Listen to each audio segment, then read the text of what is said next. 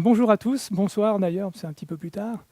On a 30 minutes à passer ensemble, 30 minutes pendant lesquelles on va vous expliquer ce qu'est Gulplug et répondre à toutes les questions que vous pouvez vous poser. Ces 30 minutes, c'est le format vidéo qui nous est proposé par WeSeed.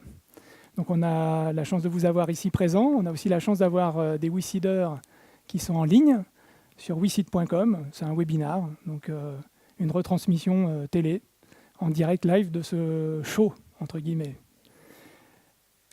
Donc en une demi-heure, on va vous présenter Gulplug. Alors c'est un palindrome Gulplug, on peut le lire de gauche à droite, de droite à gauche. On a appelé ça, nous, une nouvelle manière de connecter, a new way to connect. Et finalement, il y a les gens des arts et métiers qui ont trouvé une belle formule qui est le palindrome qui électrise. Alors je vais vous expliquer comment on électrise de manière sûre pour les biens et les personnes. Alors, mon petit Gulplug, voilà notre fameux palindrome. Donc moi, mon nom, c'est Xavier Pin, je suis le dirigeant de Gulplug avec Éric Marsan. On est aussi 5 autres associés. On a lancé Gulplug il y a 3 ans. Et alors nous, ça fait un petit moment qu'on travaille déjà, Éric, hein, on a entre 20 et 30 ans d'expérience professionnelle. Par contre, on est tout jeune entrepreneur. Puis on va voir que dans l'équipe, on a aussi de jeunes ingénieurs. Et je vais vous présenter ça. Alors, en 30 minutes, on va passer très rapidement sur un petit rappel du contexte de qui est WeSeed, cet investisseur participatif. Derrière, Laurent Thibaudot de l'InnoEnergy nous présentera InnoEnergy, qui est un accélérateur d'innovation européen et qui accompagne bon nombre de startups, plus d'une vingtaine en France, je crois, et donc Gulplug. Donc Laurent nous expliquera un peu mieux l'InnoEnergy, ce que c'est. Je ferai un petit pitch de Gulplug en 10 minutes pour qu'on partage ensemble ce qu'est Gulplug, d'où on vient et qu'est-ce qu'on cherche à faire, le marché qu'on vise et les offres que nous développons. Et puis Vianney nous fera une petite démonstration de la première offre qu'on a lancée sur le marché le 18 mai de cette année, le mois dernier. Donc il nous fera une petite démo en 5 minutes, comment on clampe nos capteurs et comment ça fonctionne. Et tout ça ouvrira un jeu de questions et de réponses. Donc on se laissera 5-10 minutes pour pouvoir répondre à toutes vos questions. Et aux questions que se posent aussi les WeSeeders qui sont en ligne, qui les poseront, alors c'est posé, je crois, sur le site en ligne, et Solène nous retranscrira les questions. Alors WeSeed, donc une petite plateforme d'investissement collaboratif, participatif. WeSeed finance de nombreux projets, et parmi l'ensemble de ces projets immobiliers et autres, il y a des startups. Ils en sont à plus de 70 startups en 5 ans. Plus de 22 millions d'euros levés à travers des formes de collecte comme celle qui nous est proposée ici pour Gulplug. La moyenne des fonds levés pour chaque startup, c'est 300 000 euros. C'est exactement la cible visée par Gulplug pour cette collecte. WeSeed et l'InnoEnergy, ça fait 2 ans et demi qu'ils collaborent. Une collaboration où les WeSeed amènent des startups chez InnoEnergy et InnoEnergy repousse aussi des startups sur WeSeed. Gulplug est un exemple de ce cas de startup. Nous, on était connus par InnoEnergy et on a connu WeSeed grâce à InnoEnergy. Donc Laurent, je te laisse présenter en 2-3 minutes ce que c'est l'Inno. Si. Merci Xavier, merci à tous d'être présents ce soir et merci à ceux qui nous suivent donc en direct. InnoEnergy, c'est effectivement, comme l'a dit Xavier, un accélérateur, incubateur, investisseur dans l'énergie en Europe. C'est une société qui émane de la Commission européenne et qui est basée dans 6 pays en Europe avec un grand nombre de partenaires. Aujourd'hui, c'est plus de 200 partenaires qui sont impliqués dans nos différentes activités. 6 bureaux en Europe, des liens avec les grands centres de recherche comme le CEA par exemple en France, avec des grands industriels comme Schneider Electric, Areva, Total, EDF. Et des grandes universités aussi, comme Grenoble INP, comme AGH en Pologne, etc. Donc plus de 200 partenaires aujourd'hui et impliqués dans plusieurs activités. Tu peux passer à la suivante. On a trois grandes activités dans InnoEnergy. L'une qui est d'investir dans des projets d'innovation et on verra que Gulplug a bénéficié de cette aide financière qu'on propose pour mettre sur le marché des nouveaux produits dans un temps assez court. L'autre qu'on appelle ici Business Creation Services, qui consiste à supporter des startups au stade de la création. Encore une fois, Gulplug est né chez nous. On est un peu une clinique de start-up ou une crèche, puisque maintenant, 2 ans et demi, c'est un petit enfant. Et enfin, une troisième activité qui consiste à former en fait les cerveaux, les futurs cerveaux de demain pour alimenter les besoins des différents acteurs de l'énergie dans le cadre assez large de la transition énergétique.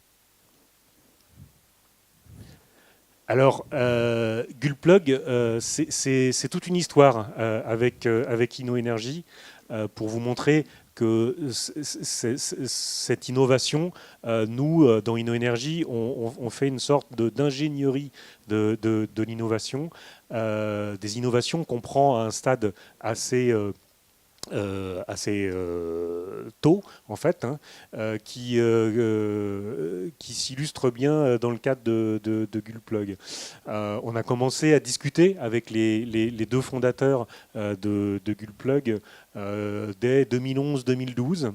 Et puis, on a monté ensemble un projet avec dans le cadre d'un consortium avec des partenaires que Xavier citera ensuite par ailleurs, puisque ce sont ceux qui ont testé la solution Gulplug qui est aujourd'hui sur le marché. Un projet d'innovation qui a démarré en avril 2013. Suite à quoi le projet il a fonctionné, il a fait ses différentes tâches, etc., rendu ses délivrables, peaufiné son produit. Et au bout d'un moment, les 2 fondateurs sont venus en nous disant maintenant, on voudrait créer cette société qui s'appellera Gulplug.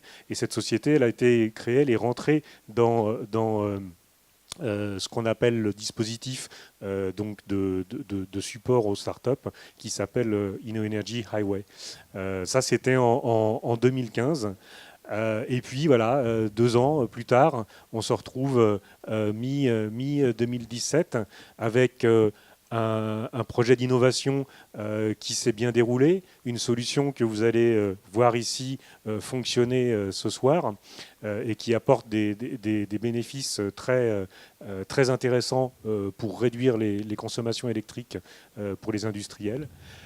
Et un produit qui est prêt à vendre et qu'on continue à pousser vers le marché par d'autres outils dont nous disposons qui permettent d'investir encore dans des actions plus orientées commercialisation, comme le dispositif qu'on appelle ici Boostway.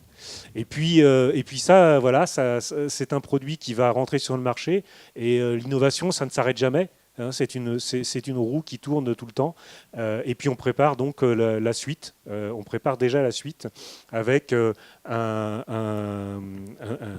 doctorante qui est ici d'ailleurs ce soir et qui prépare en fait les évolutions futures de ces produits de Gulplug pour rester compétitif et amener encore de nouveaux bénéfices à ces futurs clients. Voilà pour l'histoire. InnoEnergy, donc, c'est ici, à Grenoble, en France. Dans les autres pays, c'est à Stockholm, c'est à Karlsruhe, en Allemagne, à Barcelone. Et les 2 contacts, si vous voulez en savoir plus, sont ici. Merci beaucoup. Merci Laurent. Je te laisse poser le micro, c'est Vianney le prochain qui pourra s'en servir. L'événement de ce soir, juste pour vous le replacer dans une petite fenêtre temporelle, on a démarré avec WeSeed à la fin de l'année 2016, donc il y a 6 mois. On a passé une phase avec eux de vote pour tester le concept et sentir l'appétence des WeSeeders avec notre start-up. Et puis on a passé la phase d'audit, où WeSeed épluche tous nos dossiers contractuels et autres. Et puis on a démarré la phase de collecte il y a 1 mois. Donc on est pile à la moitié de notre phase collecte. Il nous reste 1 mois pour collecter les 300 000 € que nous visons. Je vais pouvoir démarrer la phase où je vais être le plus à l'aise, c'est celle de ma start-up, la start-up d'Eric et des associés que nous sommes. Donc nous, on vient de chez Schneider Electric au départ, en fait. Et on a réussi à sortir la start-up d'un nouveau protocole d'innovation chez Schneider qui s'appelle l'Open Innovation. Et on appelle ça une excubation en français. En anglais, ce serait plutôt une spin-off. Mais le terme d'excubation est assez intéressant parce qu'il rend compte de notre modèle. Dans ce modèle-là, Schneider Electric n'a pas investi d'argent. Ce qu'on récupère de Schneider, c'est des accords exclusifs, ce qu'on appelle des licences de technologie, des accords exclusifs pour qu'on puisse exploiter une technologie qui vient de chez Schneider Electric à notre propre compte. Donc on fait une forme de valorisation de technologie de Schneider. On a 2 accords, un accord pour faire des capteurs d'énergie sans fil sans pile, c'est l'offre que je vais vous présenter là, et un accord exclusif sur des prises magnétiques. L'ensemble nous permet, nous, Gulplug, de proposer au marché une nouvelle manière de connecter. C'est ça notre vision, c'est que demain, il y a des connexions qui seront automatiques grâce à notre prise magnétique et intelligentes grâce à nos capteurs d'énergie. On est une équipe pluridisciplinaire pour faire ça. Alors on est des anciens, Eric et moi, jeunes entrepreneurs mais anciens, des jeunes ingénieurs, un certain nombre d'acteurs qui nous viennent de l'InnoEnergie, de Grenoble INP, de l'INSA de Lyon, sur tous les aspects techno, et puis un certain nombre de coachs qui nous aident sur l'industrialisation, la commercialisation, etc.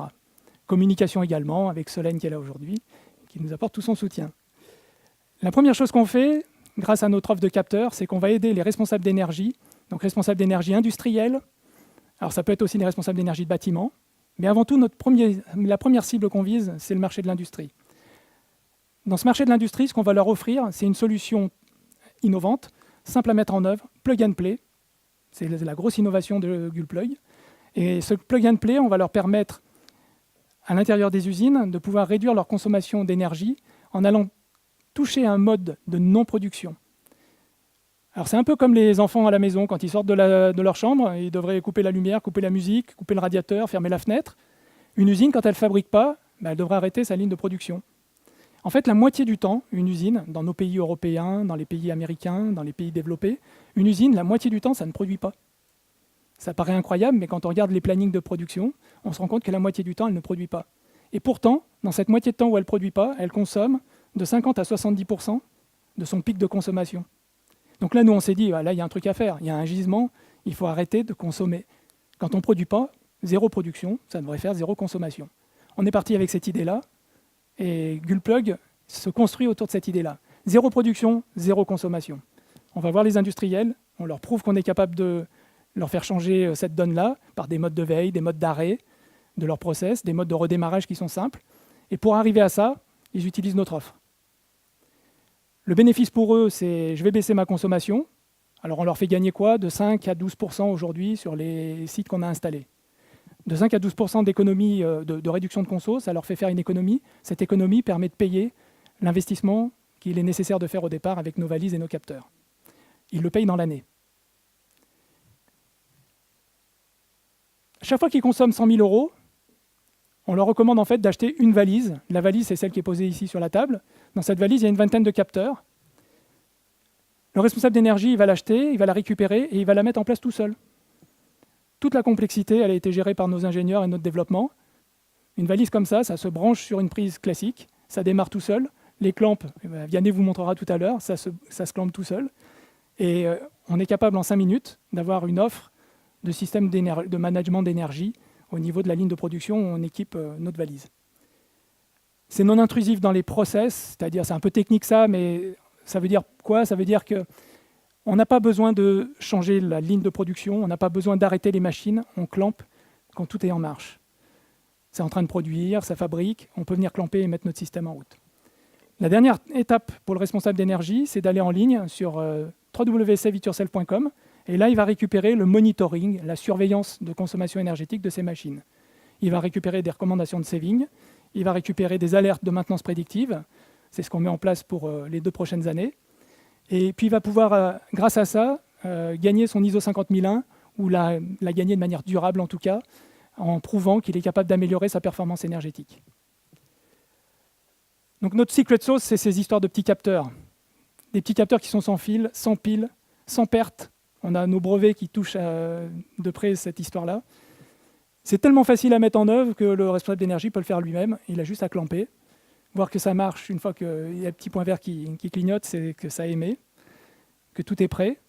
Et grâce à ça, le responsable d'énergie et le client va pouvoir faire de l'économie de consommation énergétique. Les premiers clients, alors c'est ceux qui nous avaient rejoints dans Plesmo, c'est Bonduel, c'est Fenwick, c'est Schneider Electric. Dans les premières usines où on a déployé nos systèmes, ils ont pu économiser de 5 à 12% leur consommation globale énergétique et donc la facture énergétique. Et avec ça, ils ont largement payé leur valise. L'environnement concurrentiel est assez riche. On n'est pas tout seul, évidemment, à faire de l'efficacité énergétique. Les grands de ce monde sont surtout sur l'aspect audit, l'aspect consulting, l'aspect management d'énergie, l'aspect qui consiste à regarder les données et à les traiter. Donc on appelle ça de l'analytics ou juste de la collecte. Il y a beaucoup moins de monde là-dessus. C'est là que Gulplug est situé. On fait, nous, de la collecte de données au plus près des machines grâce à nos capteurs. Là-dedans, on n'est que 2 dans le monde à être capable de faire ça. Une société israélienne, Panoramic Power, et nous, Gulplug. On a cependant des avantages exclusifs. On est les seuls à faire quelque chose qui est plug and play, qui est facile à utiliser par l'installateur, qui est non intrusif dans sa ligne de production. Aucun risque de hacking de l'usine ou de quoi que ce soit. On prend de l'information, on l'envoie sur un serveur, on restitue l'information par ailleurs. Il n'y a pas de prise de contrôle sur la ligne de production.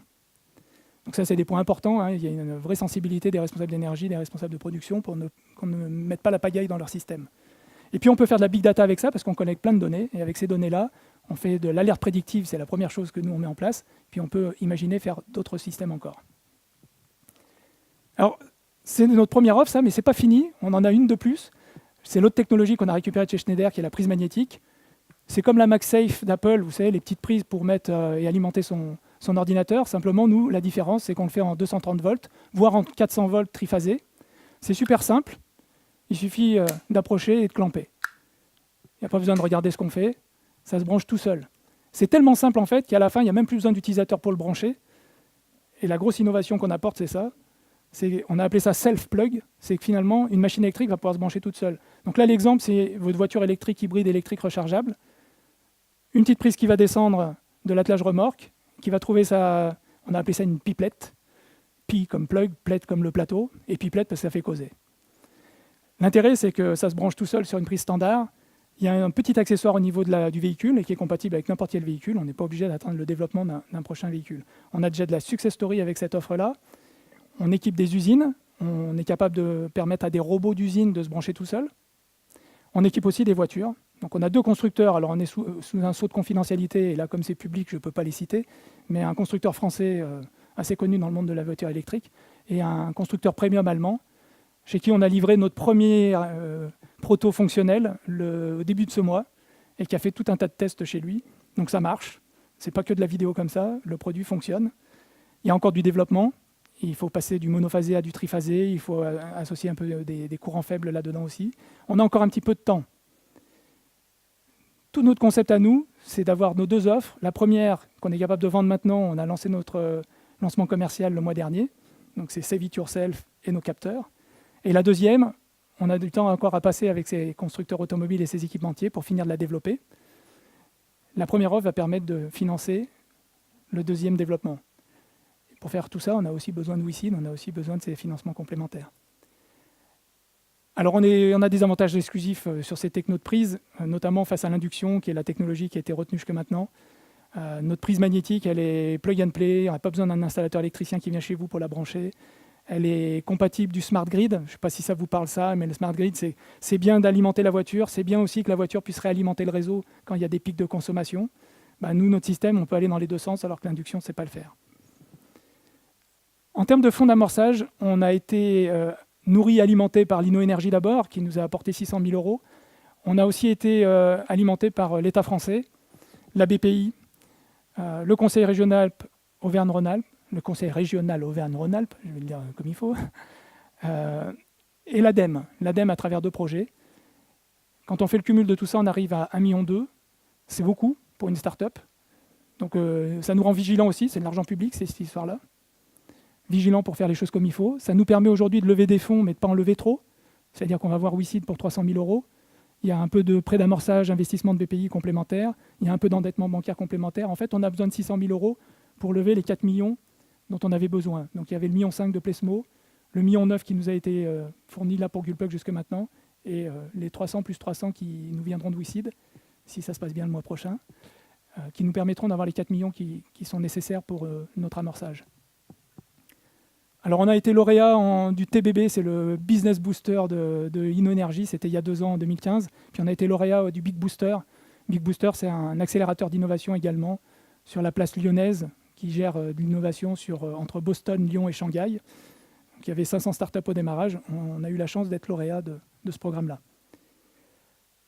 Le business plan qu'on vise, c'est sur un horizon de 4 ans d'arriver à atteindre 10 millions d'euros de chiffre d'affaires. Pour ce faire, il faut déployer notre système Save It Yourself dans à peu près 1000 sites. Ces 1000 sites, les clients qu'on a déjà aujourd'hui représentent 300 sites. Il y a encore 2 tiers à aller chercher de nouveaux sites. Donc, pour ce faire, on a toute une phase de commercialisation et c'est le programme Boostway de l'InnoEnergy qui nous permet de faire ça.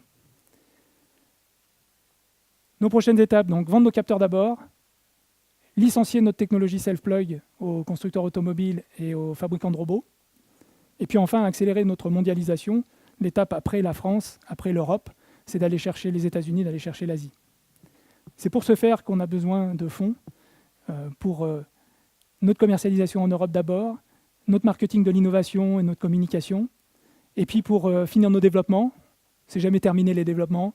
On a un capteur de longue portée à développer, on a nos services de maintenance prédictif à mettre en place, et puis on a notre offre self-plug qu'il faut être capable de porter sur le marché.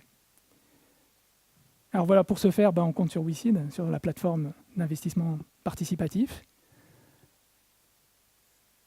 Et à la fin, ça doit nous donner un Gulplug qui est une nouvelle manière de connecter quoi? De connecter d'abord les smart factories, les industries 4.0, pour offrir des services d'efficacité énergétique, offrir de la maintenance prédictive, offrir aussi cette capacité de connecter toute machine électrique, que ce soit au réseau du net, mais aussi à l'alimentation, pour connecter des robots, connecter des voitures. Voilà, c'est ça Gulplug. Et on sera ravis, Eric, et puis l'équipe Gulplug qui est là, de répondre à toutes vos questions. Alors juste pour stimuler encore un peu vos questions, il y a Vianney qui va vous montrer comment ça marche. Cette offre Save It Yourself qu'on a pu commercialiser le mois dernier et dont on commence à vendre nos valises. À toi Vianney. Allez, c'est parti pour une petite démonstration. Je ne suis pas dans le cadre. On va commencer par une petite présentation de la maquette. L'idée de cette maquette, c'est d'avoir un process miniature tout centralisé ici. C'est une maquette qu'on a réalisée avec l'INSA pendant le projet Plesmo, sur laquelle j'ai déjà installé quelques capteurs pour le bien de la démonstration, et puis on va installer un capteur ensemble pour que vous voyez la procédure dans son ensemble. Donc je vais tout démarrer manuellement, comme pourrait le faire un opérateur sur sa chaîne quand il arrive le matin. Donc on a le robot de chargement ici qui va alimenter notre process en carte électronique. Je vais démarrer mon convoyeur qui va amener les cartes électroniques dans le four. On va démarrer le four, la ventilation. Je suis désolé, ça siffle un peu, il n'y en a pas pour longtemps. Ensuite, on a les cartes électroniques qui continuent dans le process et qui sortent sur le second convoyeur. Et le dernier élément que j'ai oublié, c'est d'allumer la lumière, sinon je ne vois rien quand j'arrive sur mon process. Donc là, on a le process qui est en route, on a des capteurs déjà qui sont installés, qui émettent. Et donc, quand l'utilisateur va récupérer la valise, ce qu'il va faire, c'est brancher la valise sur le secteur. On a le connecteur qui est ici, la valise qui est déjà alimentée. On a le petit capteur qui est avec son clamp au bout là, donc on a juste la face de la machine à aller chercher avec ce capteur, et on va pouvoir, vous voyez, ça se fait même à une main, on va pouvoir le brancher directement sur la face de la machine, quand le capteur consomme, il y a un petit clignotement vert qui arrive. Voilà, je ne sais pas si certains d'entre vous ont vu, je pense que ça ne se verra pas à la vidéo. Il va falloir me croire sur parole. Donc ça clignote, ça veut dire que le capteur il émet, il fait sa mesure et qu'il envoie tout ça vers le système de transmission de données qui est à l'intérieur de la valise. À partir de là, donc le système de transmission de données, je vous montre juste rapidement, on a la centralisation radio. Et on a ce petit appareil qui permet de récupérer toutes les données et de les pousser sur le web grâce à une carte SIM, un module GPRS. Donc là, les données, le capteur émet, il envoie vers la valise envoie vers la plateforme web, Et on peut forcer l'acquisition de données là, pour que ça aille un petit peu plus vite, parce que normalement ça se fait toutes les heures. Donc juste forcer l'acquisition de données pour que les données arrivent vers la plateforme et qu'on puisse regarder ensemble ce que ça donne. Alors je vais couper le process, on n'en a plus besoin. Tac. Ça fait du bien. Ah, c'est comme l'appareil, l'aspirateur à la maison. Hein. Ouais. Donc une petite chose à faire, la seule chose qu'on demande au niveau configuration, donc, c'est de construire son plan de mesurage sur la plateforme web et donc d'associer les capteurs qu'on a installés à la machine sur laquelle elles sont posées. Donc ici, le capteur que je viens d'installer, il a un identifiant qui est unique, qui termine par 2A. Et il faut que je note cet identifiant pour pouvoir le retrouver après sur la plateforme. Donc on va pouvoir basculer sur la plateforme web. Alors, donc, je suis désolé, je suis perdu avec les Mac. Je vais me reloguer. Hop, donc quand on arrive sur la plateforme, on arrive sur cette page d'accueil. La partie monitoring qui va nous permettre d'aller observer nos courbes de consommation. En attendant, on va voir un petit peu la configuration de la plateforme. Ce qu'on vous demande de faire, c'est comme je le disais tout à l'heure, d'identifier les capteurs et de les associer à une machine. Donc ici, on a la fameuse usine Gulplug qui contient son process CMS avec différentes machines qui sont à l'intérieur. Donc ça, c'est les capteurs que j'avais déjà installés avant. Et on va rajouter le capteur qu'on vient d'installer. Alors, qui s'appelle convoyeur. Ouais, presque. Bon, vous me pardonnerez la faute de frappe. Convoyeur amont, et dans ma liste de capteurs ici, donc je vais retrouver mon capteur 2A, le fameux qui est installé sur la machine. Alors, comme ça. Hop, donc ça rajoute le capteur à la machine et c'est tout ce qu'il y a à faire comme configuration pour l'utilisateur. Ensuite, l'utilisateur il va pouvoir retrouver ses courbes dans la partie service, dans la partie monitoring. Alors, on va retrouver notre usine Gulplug. On va pouvoir dérouler nos informations et il m'a pas envoyé les données, évidemment. Donc là, on voit le test de tout à l'heure, juste avant la présentation, on a les données qui remontent. Et là, je ne sais pas pourquoi il ne m'a pas envoyé les dernières données. Donc, je ne sais pas si on a le temps de faire un second essai. Non, mais c'est pas grave. C'est pas grave. Bon. Effet démo. Effet démonstration, ouais. Effet démo de Jérôme Bonaldi. Voilà. Il faut le faire. Hein. Bah ouais. Ok. Donc, allez, c'est parfait. Bon. Ça va très bien. Là, le but du jeu maintenant, c'est maintenant qu'on vous a présenté un petit peu tout ça rapidement, c'est de pouvoir échanger avec vous et de répondre à vos questions. Vianney pourra répondre aux questions techniques s'il y en a. Eric et moi, on peut vous répondre aux questions qui touchent à Gulplug. Donc, allez-y. Et puis, on peut répondre aux questions des gens qui sont sur WeSeed en ligne. Du coup, on va commencer par celle-ci, même si ça ne vous dérange pas. Peut-être qu'en plus, du coup, ça fera écho avec peut-être les questions que vous avez en tête. Donc, on remercie déjà pour l'intérêt porté à Gulplug par votre présence et la présence en ligne. Donc, la première question, je tiens à dire qu'il y en a pas mal apparemment en ligne. On ne pourra peut-être pas répondre à toutes, on va essayer. La première, c'en est une de Marc. La question, est-il judicieux de se lancer sur deux sujets différents ? D'un côté, la mesure économie et de l'autre, la connectique. Ok. Alors ça, c'est une question qui est très fréquente, et notamment fréquente chez les investisseurs. Les investisseurs rêveraient qu'on ne fasse qu'une seule chose et qu'on aille à fond avec. Nous, en fait, on a une seule vision. Notre vision, c'est la connexion nouvelle. C'est de connecter les machines. C'est juste que cette vision-là, qui est unique, elle a quand même deux aspects. Un aspect d'intelligence et un aspect d'automatisme à la puissance. Et vu notre parcours, vu notre expérience, nous, on vient de chez Schneider Electric, on sait faire la puissance et on sait faire l'intelligence. Et on est parti avec ces deux technos pour servir cette vision unique. Et finalement, c'est un bénéfice d'en avoir une puis l'autre. Pourquoi ? Parce que la première, elle est déjà disponible, on peut la vendre, et elle va pouvoir nourrir notre équipe, nourrir Gulplug, et permettre de nourrir nos futurs développements, et notamment la deuxième. La deuxième, on n'a pas envie de la lâcher parce qu'on sent que c'est une pépite. On sent bien qu'avec notre prise magnétique, on invente une nouvelle idée, une nouvelle valeur, qui est portée par son nom Self-Plug. Cette valeur-là, c'est jamais vu dans le monde. Donc moi, ça me fait rêver, ça me fait sourire. Souvent, je dis à mes enfants, voilà, on a une nouveauté planétaire. Alors, ils me remettent les pieds sur terre. Mais néanmoins, moi, je suis convaincu qu'à 2 ans, à 3 ans, si on est capable de connecter tous les robots de manière automatique et si on est capable de connecter votre véhicule électrique, hybride rechargeable ou votre véhicule électrique de demain tout seul, on va changer la donne. On va changer le monde de nos centres-villes où les voitures ne seront plus à nous polluer avec leur diesel. Elles pourront rouler en électrique. Et puis quand vous la ramènerez chez vous, vous n'aurez pas à vous soucier de la brancher, quoi que ce soit, elle se branchera toute seule. Donc après, vous pourrez rouler, c'est de l'hybride, vous aurez de l'essence, vous pouvez faire autant de kilomètres que vous voulez, mais vous arrivez en centre-ville, vous passez en électrique. Et ce sera toujours là, pourquoi ? Parce que le soir, quand vous rentrez chez vous, ça va se brancher tout seul. Donc voilà, nous, on croit à ça. C'est pour ça qu'on développe ces 2 solutions-là. Et la conviction qu'on a, c'est qu'à la fin, de toute façon, ça va converger vers une seule et même, qui est je branche une machine électrique et je sais combien elle consomme. J'ai à la fois de l'énergie et de l'intelligence. Okay. Je ne sais pas si ça répondra bien à la question de notre webinaire, j'espère. On espère. Merci. Une deuxième question. Avez-vous des études de cas pour quantifier les gains ? Avez-vous aussi une étude d'impact sur Self-Plug ? Alors, 2 questions. Alors, l'étude de cas déjà, les premiers cas qu'on a sur Save It Yourself, c'est les cas qu'on a traités avec nos premiers clients. Donc les premiers clients, c'est Bonduelle. Alors il y a 2 sites à Bonduelle. Il y en a un à Renescure dans le nord de la France, il y en a un à San Paolo de Bergame en Italie, les 2 qui ont été équipés. On a Fenwick à Châtellerault, et puis on a Schneider Electric à l'usine de Carros dans le sud de la France près de Nice, et à Angoulême. Donc dans ces usines-là, en fait, ce qu'on a réussi à gagner, c'est 5 à 12% à chaque fois de consommation énergétique. C'est ce qui nous permet aujourd'hui de clamer partout.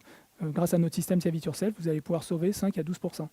Alors 5 à 12%, mais c'est 5 à 12% de quoi ? En fait, à Carros, ils consommaient 300 000 euros d'électricité par an. Fenwick, c'est 500 000 euros. Bonduelle, c'est 2 millions d'euros à Renescure. Voilà, quand on fait 5 à 12% de 2 millions d'euros, vous vous rendez compte que c'est énorme. Alors avec Bonduelle, on ne va pas juste livrer une valise. 2 millions d'euros, c'est 20 fois 100 000 euros, donc c'est une vingtaine de valises si on veut bien équiper le site. Ça, c'est les retours d'expérience qu'on a. C'est ce qui nous permet aujourd'hui de garantir qu'on va être capable de réduire une consommation de 5 à 12%. Alors après, Bonduelle, Fenwick, Schneider Electric, Carros, ce n'est pas toutes les industries.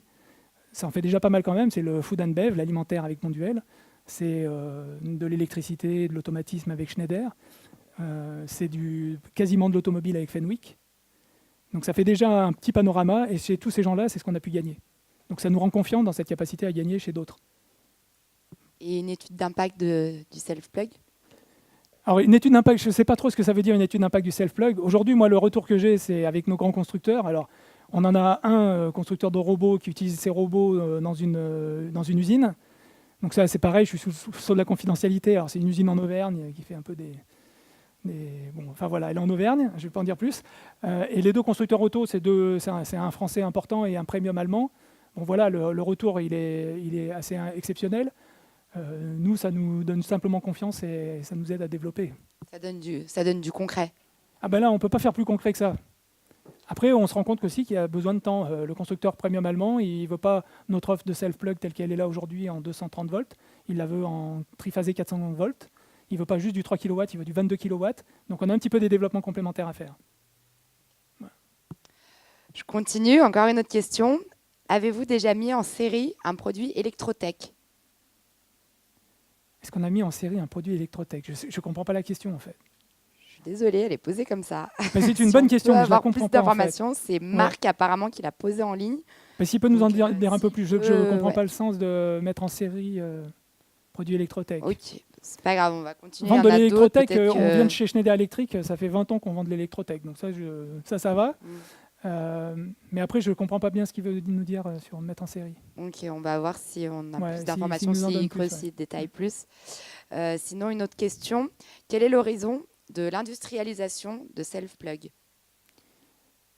Alors, l'horizon d'industrialisation, on travaille avec des partenaires, parce que nous, on est fabless. Nous, on ne fabrique pas chez Gullplug, ni côté Save It Yourself, où on a OSE et Europrocess qui nous aident à fabriquer nos capteurs, ni côté prise magnétique.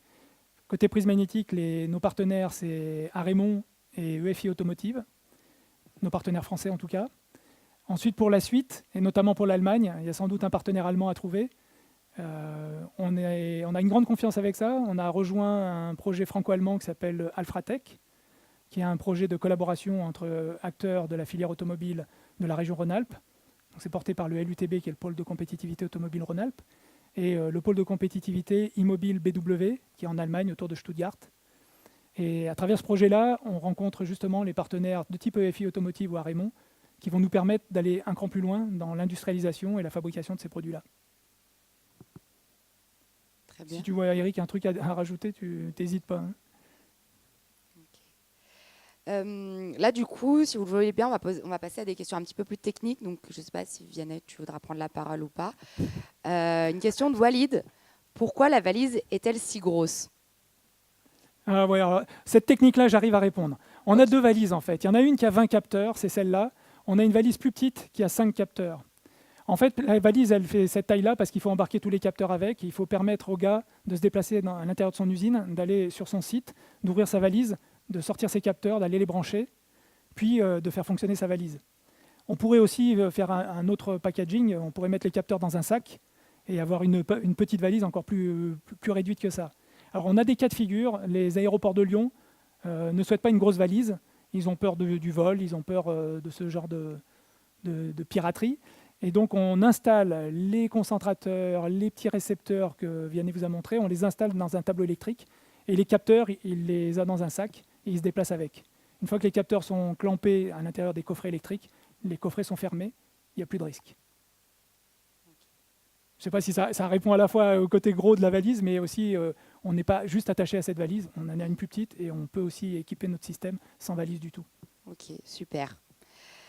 Une autre question, ça n'arrête pas, hein, je vous l'ai dit, de Florian cette fois-ci. Comment le SAV est-il envisagé? Alors, il y a plusieurs étapes dans le SAV. Il y a un premier SAV qui est simplement quand on envoie la valise sur place, que le responsable d'énergie prend sa valise, vient la brancher et va clamper son système. Il a des vidéos tutos, il a tout un tas de petits outils pour se débrouiller tout seul, mais il peut avoir aussi besoin, au moins pour se rassurer, d'un appel téléphonique. Donc nous, on a un service ici de réponse aux appels téléphoniques de nos clients. Donc on ne fait pas du 24-24, on ne fait pas encore du 7 sur 7, 24-24, mais ça viendra, Vianney est ravi de ça. Il n'y aura pas que Vianney pour ça. En tout cas, voilà, on a cette capacité-là de répondre au téléphone et d'accompagner notre client s'il a le moindre souci. Ça, c'est le premier niveau de service SAV. Ensuite, si jamais il y a un problème avec un capteur qui ne marche pas, ça peut être des problèmes de couverture radio, des choses comme ça, donc des choses qu'on peut régler au téléphone pour améliorer. Il y a des antennes déportées également. Si ensuite c'est un problème juste du capteur, le capteur, on lui demande simplement de nous le renvoyer, nous on en renvoie un à la place. Donc ça, c'est notre système de maintenance SAV de niveau 1. Ensuite, il y a du service de maintenance de niveau 2-3, si jamais il y a des problèmes plus critiques. Donc ça, c'est pareil, c'est de l'appel téléphonique. Alors éventuellement, mais on n'a pas eu ce besoin-là, on pourrait imaginer d'avoir le besoin d'aller sur site. On était allé dans le projet Plesmo, cofinancé par Lino Énergie, on était allé sur le site avec nos clients, mais finalement avec Vianney, on s'est aperçu qu'on portait la valise, on l'a posée et ils se débrouillaient tout seuls. Et donc on était venu presque pour rien. Donc ce service-là de maintenance de niveau 3, on pense qu'on peut le faire ici à distance. Bon, après, c'est la réalité du marché, la réalité de l'expérience, la réalité des clients qu'on va rencontrer, des difficultés qu'on rencontrera. Ça fait 1 mois qu'on commercialise. Bon, il faut se préparer, hein, mais la montée en puissance va dépendre un peu des exigences du SAV. Une autre question, après on passe à la salle, hein, promis, on passe à vous. Est-ce que le monde de la santé est une cible marché étant donné ses besoins importants en maintenance préventive? Alors, j'ai dit le premier marché cible, nous, c'est les usines. Les usines, il y en a 52 000 en Europe qu'on peut viser, il y en a 100 000 aux États-Unis, ça nous donne déjà un bon gros marché. Après, on ne fait pas que les usines, on s'est déjà rendu compte qu'il y avait des bâtiments, des infrastructures qui nous demandaient. Les aéroports de Lyon, les systèmes de péage AREA. Alors effectivement, c'est une bonne question. Hein. Est-ce que le marché hospitalier ou le marché de la santé, c'est pas intéressant d'aller surveiller de la consommation et en même temps qu'on surveille de la consommation, d'être capable de dire si une machine va tomber en panne ou pas? C'est quelque chose qu'on n'a pas du tout regardé pour l'instant, mais ça fait partie des marchés qui peuvent être effectivement intéressants. Encore une autre question. De quelles ressources avez-vous besoin dans l'immédiat, hors ressources financières? Alors moi, une bonne bière, bon, c'est ce qu'on aura juste après. Non, les autres ressources qui sont clés pour nous, au-delà de la finance, c'est les ressources humaines. Avant tout, Gulplug, c'est une aventure humaine. On est une équipe de 9 personnes pour l'instant. 9 personnes, c'est les 9 salariés de Gulplug, Donc les 2 entrepreneurs qu'on est et l'équipe de 7 jeunes ingénieurs et moins jeunes. Au-delà de ça, il y a les partenaires et les coachs qui nous accompagnent, donc un coach industriel, un coach de commercialisation, avec Patrick Georges qui nous aide sur ces aspects-là, du coach de communication.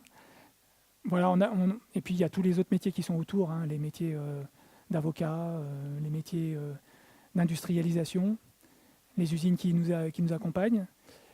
Forcément, avec le marché qui est là, avec la croissance, on a un plan qui vise dans les 2-3 prochaines années de doubler notre effectif. Voilà, la ressource qui nous manque, c'est celle-là, c'est une ressource humaine. Et c'est d'aller chercher les meilleurs. Donc on a lancé avec Talent Insight, un cabinet de recrutement, notre premier recrutement d'un responsable commercial. Donc ça a bien fonctionné. C'est un petit protocole qui a duré 2 mois. Et on a un responsable commercial qui arrive le 10 juillet. Voilà, ça c'est une ressource rare qui nous manquait et qui arrive le 10. Ouais, pour traiter la zone Europe. Ensuite, il y a sans doute du support pour l'aider, du support après-vente, avant-vente. Donc il y a le SAV évidemment, mais il y a aussi du support avant-vente à mettre en place pour lui. Qu'est-ce que j'oublie encore ? Oui, en communication, on a prévu d'internaliser, donc Solène, on est désolé, ou alors il faut venir chez Gulplug, mais on ne fera plus de la communication externalisée, on va l'internaliser pour pouvoir accompagner ce mouvement de marketing et ce mouvement de commercialisation. La ressource clé, elle est là, la ressource rare pour nous, au-delà de la finance. D'accord. Il y avait une autre question derrière, non ? Non, non. Okay. Merci Xavier. Est-ce que vous avez des questions dans la salle du coup ? Oui. Est-ce que vous avez un autodiagnostic de vos capteurs ? Ah, un autodiagnostic, le capteur qui nous dirait « je ne marche pas ». Mais en fait, quand il ne marche pas, le problème, c'est qu'il ne peut rien nous dire. Donc finalement, l'autodiagnostic, c'est un petit peu, tu en parlais mieux que moi, Viadé, mais quand on vient installer un capteur, si on ne le voit pas sur savityourself.com, c'est qu'il y a eu un souci. Donc c'est une forme de diagnostic pour nous que le capteur a un problème. Alors ça demande quand même un petit peu d'échange avec le client. Parce que si le capteur il est resté dans le sac, bah, c'est normal qu'il n'envoie rien. Mais si le client nous clampe le capteur, qu'on ne reçoit pas sur Savit-Yourself, le premier diagnostic qu'on a, c'est un problème radio. Donc il y a des petites antennes à déporter qu'on peut mettre sur les concentrateurs, qu'on peut mettre sur les concentrateurs, c'est... Je parle juste. On a une petite antenne déportée sur le concentrateur récepteur. On a une antenne déportée également sur le concentrateur qui envoie sur le réseau. Donc là, on peut mettre de l'antenne déportée et améliorer la portée. Donc ça, c'est le premier élément de diagnostic. Si après ça ne marche pas, le seul diagnostic qu'on fait, c'est on ne voit pas le capteur, bah, il doit avoir un souci. Donc on change le capteur, on dit au client, vous nous renvoyez le capteur et nous, on renvoie un capteur. Le client a toujours raison a priori. Après, nous, on fait notre test interne pour voir si le capteur a eu un souci ou pas. Par contre, s'il tombe en panne pendant le fonctionnement, qu'est-ce qui se passe ? Alors Vianney, si ça tombe en panne pendant le fonctionnement, c'est-à-dire qu'il a émis des données, et il y a un moment, il ne se passe plus rien. Si le capteur vient à tomber en panne pendant le fonctionnement, on va juste avoir une absence d'information. Donc là, après, c'est le client qui s'en rendra compte en voyant qu'il n'y a plus de données sur son capteur. Et un moyen de diagnostic très simple, c'est si on sait que la machine est en route et que le capteur ne clignote pas, c'est qu'il ne marche plus. À partir du moment où il clignote, il fonctionne. C'est l'élément de diagnostic le plus simple qu'on a sur le capteur. Ça, c'est une forme d'autodiagnostic parce qu'il n'y a que le client qui peut faire ce diagnostic-là. Nous, à distance, le capteur, il n'émet pas, on le voit qu'il n'émet pas, mais si ça se trouve, la machine, elle est arrêtée. C'est juste normal qu'il n'émette pas. Donc, il n'y a que le client qui peut savoir, ma machine est en fonctionnement et le capteur n'émet pas. Donc, c'est en ça que c'est un autodiagnostic quand même. C'est lui qui va se rendre compte qu'il a un problème avec son capteur. Donc, c'est lui qui nous appelle pour nous dire, moi, j'ai un problème avec le capteur. On ne peut pas, nous, le détecter en amont, quoi. Ça répond un peu à votre question ? D'autres questions ? Ouais. Y a-t-il d'autres questions ? C'est à peu près clair ?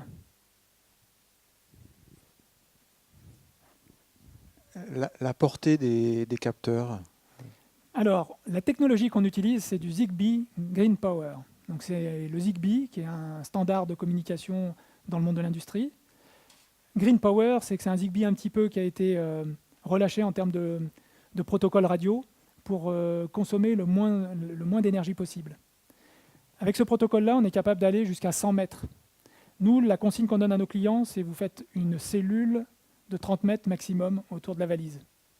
100 mètres, c'est quand il n'y a pas d'interférence radio, pas de bruit, rien du tout. Comme on est dans un monde industriel, on s'est limité à 30 mètres. Dans les 30 mètres, on n'a jamais eu de souci pour l'instant. Ça, c'est la première techno qu'on utilise. Maintenant, il y a des clients qui nous demandent d'avoir ce même type de capteur, mais plutôt à mettre, pas dans l'usine, mais sur des toits de bâtiments. Si on est sur des toits de bâtiments, alors s'il y a plein de capteurs, on peut les relier à 30 mètres sur un petit récepteur et puis après partir sur le réseau. Mais on nous demande aussi maintenant d'avoir des capteurs qui sont capables d'aller bien plus loin sur des réseaux de type les réseaux LoRa ou des réseaux Sigfox. Donc c'est ce qu'on appelle l'e-cube long range. C'est la prochaine classe de capteurs qu'on développe pour mettre une autre radio que le Zigbee, mais c'est une radio de long range, Sigfox LoRa, pour être capable de faire jusqu'à 3-4 km pour trouver un réseau, une antenne et récupérer la donnée. Ouais. C'est un nouveau projet ADEME. Après le projet Plesmo, ça s'appelle l'ADEME Pivot. Et le projet Pivot, ça nous aide à pivoter nous aussi. Et c'était pour permettre de développer la fin des valises, développer notre boot saveityourself.com et également ce capteur long range. Donc c'est quelque chose qu'on a démarré. On en a grosso modo pour 12 mois. C'est grosso modo le temps qu'il nous a fallu pour partir de notre capteur, le proto qu'on avait, et finir de le redévelopper, de l'industrialiser, de le certifier pour pouvoir le vendre. On est sur des rythmes de 12 mois de développement. Ce qui nous change un peu de nos aventures Schneider Electric où on mettait bien plus longtemps pour développer un produit. Là, en 12 mois, on arrive à partir de rien et à livrer un client, avec toutes les certifications qui vont bien. Je vais enchaîner sur une deuxième question. Ah oui. Sur la partie WeSeed, savoir, voilà, c'est ouvert à tous, aux particuliers, il y a une mise minimum, comment ça se passe après quand on a participé à ce financement, voilà. Alors, je vais essayer de répondre à la place de WeSeed. Il y a un montant minimum qui est 100 €. Il y a aussi une déclaration à faire, c'est-à-dire qu'il faut s'inscrire sur WeSeed. Donc l'inscription, parfois, est un peu rébarbative, mais c'est une obligation légale. Il y a tellement de contrôle de ce type de financement, de contrôle de l'État, de contrôle réglementaire, pour être sûr qu'il n'y ait pas de blanchiment, pas de malversation avec ces financements. Il y a un vrai contrôle, et donc il y a un vrai enregistrement sur la plateforme. Donc il faut d'abord s'enregistrer, filer des factures, prouver son lieu de résidence, etc. Ensuite, le ticket minimum, c'est 100 €. Le ticket maximum, je ne suis pas sûr qu'il y en ait. Le max que moi j'ai vu, c'est du 5 000. Il y a des gens qui ont mis 5 000 €, mais on peut mettre 10 000, on peut mettre plus. Mais je pense que quand on met plus après, on ne le fait pas à travers ce type de plateforme. C'est d'autres financements, que ce soit du Business Angel ou d'autres sources de fonds. Ensuite, qu'est-ce qui se passe ? Une fois on pouvait voter au démarrage, maintenant c'est de la collecte. Donc une fois qu'on souscrit et qu'on s'engage à investir, il y a une phase à la fin de notre collecte, donc à la fin du mois de juillet, courant du mois d'août. Il y a une phase de WeSeed qui consiste à récupérer tous les engagements de souscription et à créer une structure juridique, une holding, je crois que ça s'appelle. Donc c'est comment ils appellent ça ? WeCap. Ce sera la WeCap Gullplug, qui a une durée de vie assez provisoire d'1 mois, dans lequel toutes les souscriptions vont se rejoindre. Et c'est ce qui va permettre de verser la souscription collective à Gullplug. Une fois que ça a été versé, vous êtes actionnaire de Gullplug, comme tout actionnaire. Vous avez, à travers WeSeed, un représentant qui fera partie du board de Gullplug, donc qui tous les trimestres a un reporting de nos activités, c'est où est-ce qu'on va, c'est nos plans, nos recherches de ressources financières et humaines. Il peut rendre compte par des newsletters, il y a tout un tas de mécanismes pour que WeSeed vous rende compte à vous en tant qu'associé actionnaire de l'évolution de Gullplug.